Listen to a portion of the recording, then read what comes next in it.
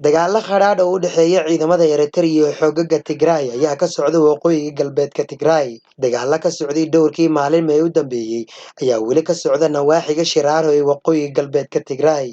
Dagaalka oo ay bilaabeen ciidamada Eritrea ayay iska caabin weyn kala kulmeen ciidamada Tigray. Dagaalka ayaana weli halkii ka sii socda.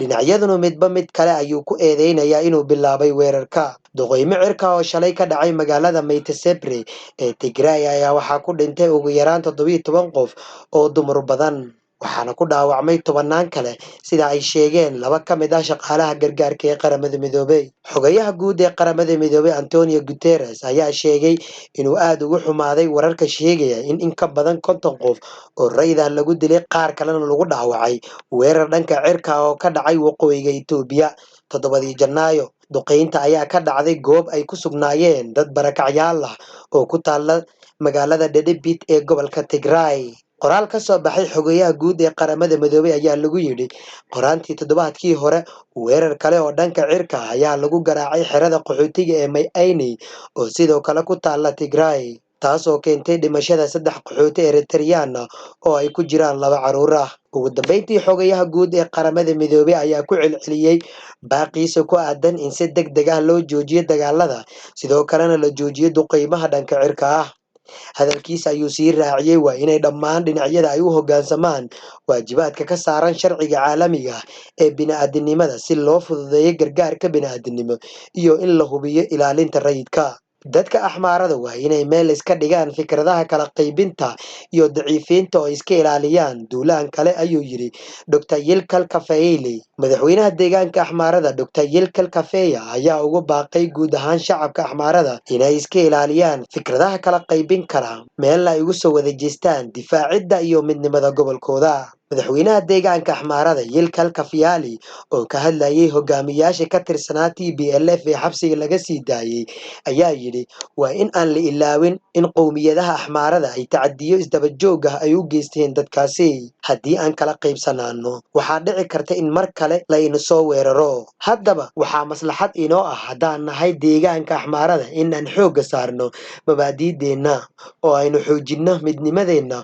oo aynu iska ilaalino duulaan kale oo soo noqda, ayuu yidhi. Arrimo xasaasi ah oo ka socda gobolka axmaarada, Abiy Ahmed oo gaadhay xarunta gobolkaasi iyo qorshayaal hoose oo la sheegay inay ciidamada axmaarada iyo maleeshiyaadka deegaankaasi looga saarayo gobolka Walkiyiid. Xisbiyada deegaanka axmaarada ayaa inta badan ka soo horjeedsaday go'aankii Abiy Ahmed ee ku sii daayay maxaabiista siyaasadeed. Shacabka axmaarada oo guux badan ka jiro arrimo badan oo madaxa iskula jirana ayna dhowaan soo kala baxayaan. Jawhar Maxamed oo sheegay inuu marnaba ka tanaasuleynin qadiyadda Oromada. Xubnihii ka tirsanaa xisbiga mucaaradka ee OFC oo dhowaan xabsiga laga sii daayay ayaa sheegay inay sii wadayaan halgankooda nabadeed ilaa ay ka xaqiijinayaan qadiyadda qowmiyadda Oromada. Jawhar Maxamed iyo Baqaale Garba oo tan iyo markii xabsiga laga sii daayay shirkii jaraa'id ee ugu horreeyay qabtay waxa ay sheegeen halgankooda inaysan ku ekeen raadinta xuquuqda qowmiyadda Oromada, balse tan shucuubta dalka Itoobiya oo dhan ay raadinayaan.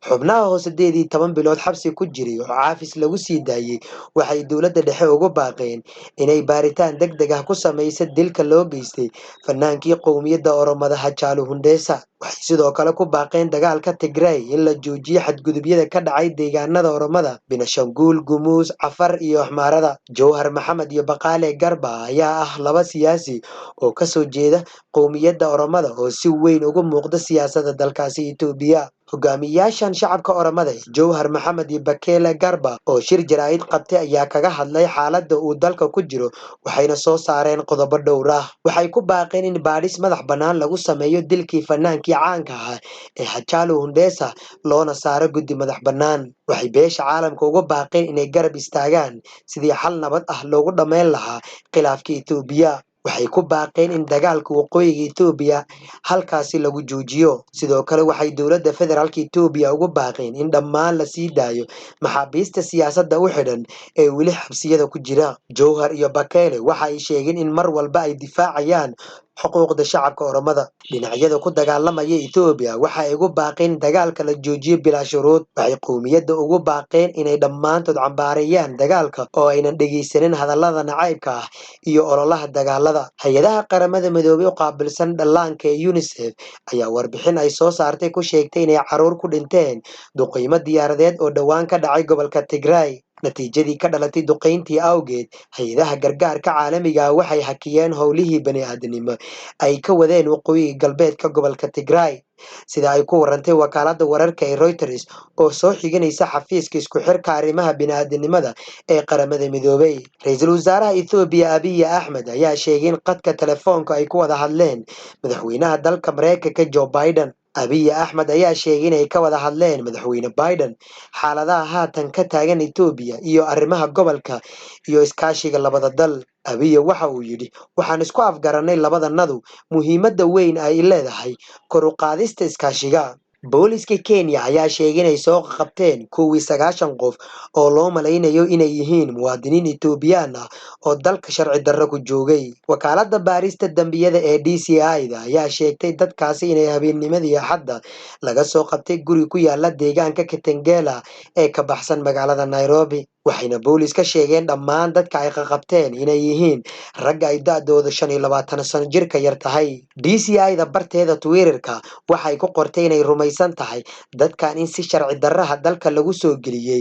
Dadka wax tahriibiyana ay doonayeen inay si dhuumaalaysi ah uga sii gudbiyaan waddan kale. Booliskana waxa ay sheegeen inay ku raad joogaan shakhsiyaadka looga shakisan yahay inay dadkaasi si sharci darro ah dalka Kenya ku soo geliyeen. Bishii Oktoobar waxay booliska qabteen 14 qof oo muwaadiniin Itoobiyaan ah oo isugu jira 10 carruur ah iyo 4 qof oo waaweyn, sida ay BBC-da sheegtay. Jabhadda Xoreynta Oromia ee Ola ayaa guulo ka sheegatay dagaalo ba'an oo dhexmaray iyaga iyo ciidamada dowladda federaalka Itoobiya. Afhayeenka jabhadda Oromia Oda Tarbi ayaa sheegay inay ciidamadooda guulo ka gaadheen dagaalo ka dhacay deegaano dhowr ah. Wuxuu sheegay afhayeenka Ola inay guulo weyn ka gaadheen dagaalo culus oo ka dhacay deegaanka Arda oo ka tirsan degmada Guba ee bariga Hararge. Sidoo kale waxa uu sheegay inay qabsadeen xero ciidan oo ku taalay magaalada Cheka oo ka tirsan degmada Dara ee waqooyiga Shewa. Ugu dambeyntii waxa uu sheegay afhayeenka ciidanka xoreynta Oromia Oda Tarbi inay ciidamadooda qabsadeen magaalada Minare oo ka tirsan degmada Meta ee galbeedka Shewa. Getachew Reda